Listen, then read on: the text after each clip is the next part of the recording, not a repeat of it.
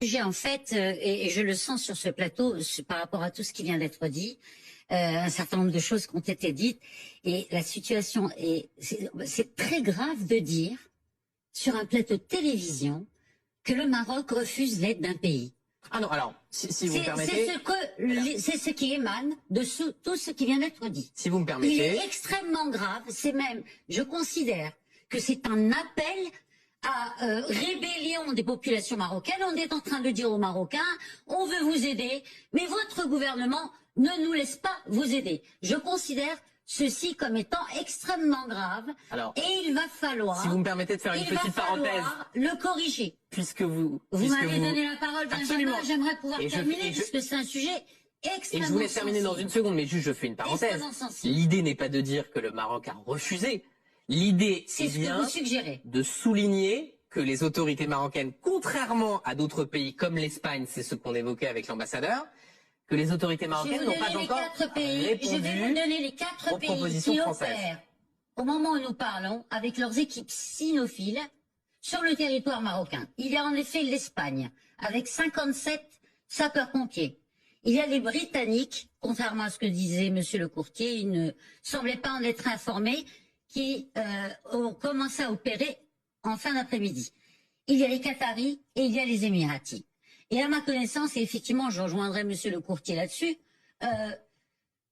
personne, ni les États-Unis, ni l'Inde, ni la Russie, ni tous les alliés, amis, et même sans être amis dans ce genre de situation, qui ont proposé leur aide au Maroc, ne se sont formalisés de ce que le Maroc dise, écoutez, ça va prendre un moment toute cette histoire.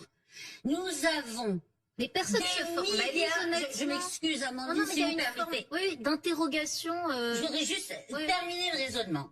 Si on se formalise, on formule une incompréhension. Le Maroc ne répond pas à la France. Non, ce n'est pas les faits. Cela ne reflète pas les faits. Le Maroc a remercié hier le roi du Maroc, dont d'ailleurs vous parlez de silence. Chacun s'exprime de la manière dont il veut. Il y a ceux qui gèrent leur pays à travers Twitter. Ah oui. Il y a ceux qui le gèrent de manière différente. Donc ce que vous nous dites, voilà. Samira Sitaïl, c'est qu'en fait on voit tout ça avec nos lunettes de pays occidentaux, alors qu'en réalité c'est pas la même façon de communiquer. Non, ça serait trop caricatural de le résumer de cette manière, Benjamin. Moi je reviens à l'aspect purement politique évoqué par Amandine il y a quelques instants. On évoque la question algérienne, on évoque la question du Sahara marocain, qui est une affaire de justice, qui est une affaire éminemment stratégique et géopolitique pour le Maroc. Et ce n'est pas faux de dire que les relations franco-marocaines ne sont pas bonnes. L'immigration. On évoque des questions posées au niveau de la sécurité de la France, éventuellement l'espionnage du téléphone portable du président de la République. Toutes ces questions nous éloignent du fond de la question, auquel je reviendrai, et je ne tarderai pas. Je ne veux pas monopoliser la parole, mais c'est important. Rapidement, parce qu'ensuite, Ronald Guintranche nous attend à Marrakech. Nous y revenons par rapport à cette question lancinante sur ces plateaux de chaînes d'information continue depuis 48 heures. Et on vous pose des questions. Avec tout le respect que j'ai, Samira Sitaïl. et en vous remerciant pour votre invitation, Benjamin, sur la souveraineté d'un État qui consiste à dire, mais la France ne répond à la demande du Maroc que si le Maroc exprime une demande. Le Maroc l'a-t-il fait? Le Maroc remercie tous ceux qui se sont proposés en disant, attendez, nous avons un coût, c'est des milliards de dollars qu'il va falloir sortir.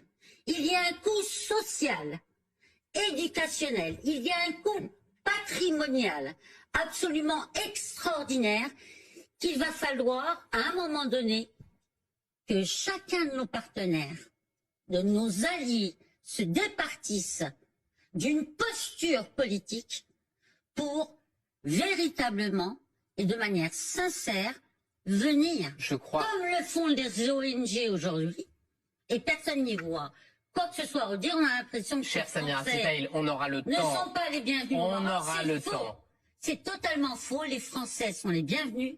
Nous avons des relations extrêmement profondes avec la France. Personne n'a dit le contraire.